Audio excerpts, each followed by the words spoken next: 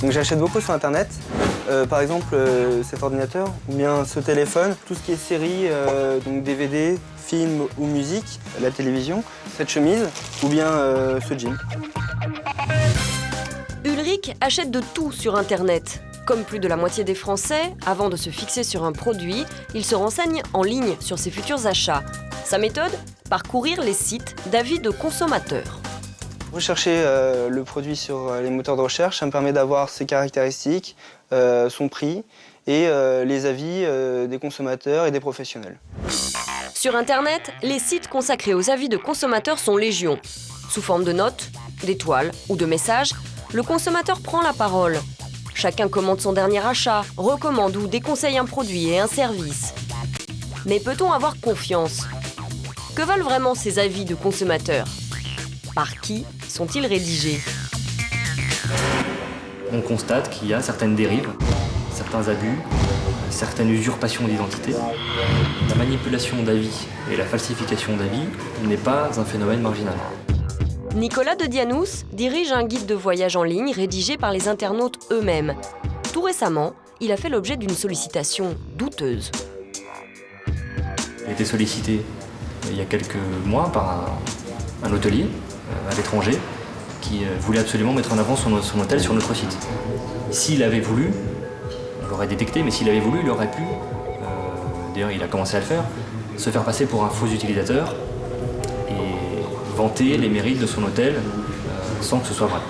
Car pour une marque, se faire passer pour un client en déposant un avis favorable, c'est une occasion en or de se faire de la publicité gratuitement. Les marques cherchent bien évidemment à se mettre le plus de consommateurs possible dans la poche. Il n'y a rien de tel que le bouche à oreille pour propager un lancement d'un nouveau produit, un nouvel hôtel, etc. Se faire passer pour un client pour gagner la confiance des consommateurs serait une pratique courante. Notre enquête continue dans les locaux de 60 millions de consommateurs. Le bidonnage d'avis, c'est tellement facile. Pourquoi ils s'en priveraient ? Pourquoi il n'y aurait pas un hôtelier, un industriel qui ne serait pas tenté d'aller mettre lui-même des avis positifs sur ses produits ? C'est tellement facile, il suffit d'entrer son adresse mail. Un procédé semble-t-il très fréquent. Certains commentaires sont même de véritables déclarations d'amour au produit. Exemple avec cet internaute très calé en saucisson. Chorizo, nature, fromage bleu, il détaille toutes les saveurs, mais aussi la composition et même la valeur énergétique exacte du produit. Au total, 25 lignes. Voilà un client bien informé. Pour contrer les avis bidons, de plus en plus de sociétés du net emploient des modérateurs. On a pas mal de produits. Il y a combien d'avis sur ce produit ? Alors celui-là, on a 7757 avis. Très bien. Ces chasseurs de faux avis traquent manuellement les publicités cachées. Là, par exemple, j'ai le cas typique d'un avis qui est faux, c'est-à-dire qu'une personne a déposé un avis et a priori, c'est du copier-coller mot pour mot d'un communiqué de presse qu'on a pu voir récemment. C'est par exemple Bisounours 92 qui nous a posté 10 fois le même avis. On imagine mal un internaute poster 10 fois le même avis en l'espace de 10 minutes. Concurrence déloyale, tromperie du consommateur, publicité cachée. En France, la loi interdit pourtant ces faux avis depuis janvier 2008. Mais pour les marques, les avis de consommateurs sont plus que jamais un enjeu économique. Elles filtreraient aussi les internautes mécontents, car elles savent que 3 commentaires négatifs compromettent la vente. Sur un même produit, j'ai envoyé un avis positif, il a été publié, il est un peu plus bas, il est ici.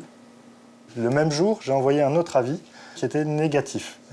Presque une semaine après, il n'y est toujours pas, alors que l'avis positif, il est bien en évidence. Donc, est-ce que c'est de la censure ? Je ne sais pas, il faudrait poser la question au site. On est au minimum en droit de se poser la question sur l'honnêteté de la publication des avis. Est-ce qu'il n'y a pas un filtrage pour continuer à vendre les produits ? C'est un site marchand, après tout, on peut le comprendre. Ce qui est embêtant, c'est qu'il laisse croire que tout un chacun peut laisser un avis, quelle que soit la teneur de cet avis. Alors, quelle valeur accorder à ces témoignages ? N'importe qui peut déposer un avis sur n'importe quel produit, sans même l'avoir acheté.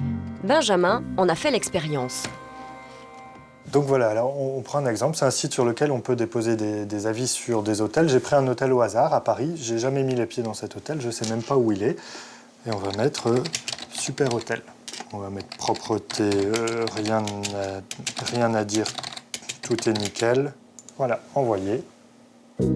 Résultat, une semaine après, l'avis de Benjamin est publié, et pourtant il n'a jamais mis les pieds dans l'hôtel critiqué. Nous avons voulu en savoir plus sur la valeur à accorder à ces avis. Sur un site ultra fréquenté, nous avons sélectionné un hôtel à Paris, très mal noté par les internautes, et pourtant recommandé par plusieurs guides de voyage.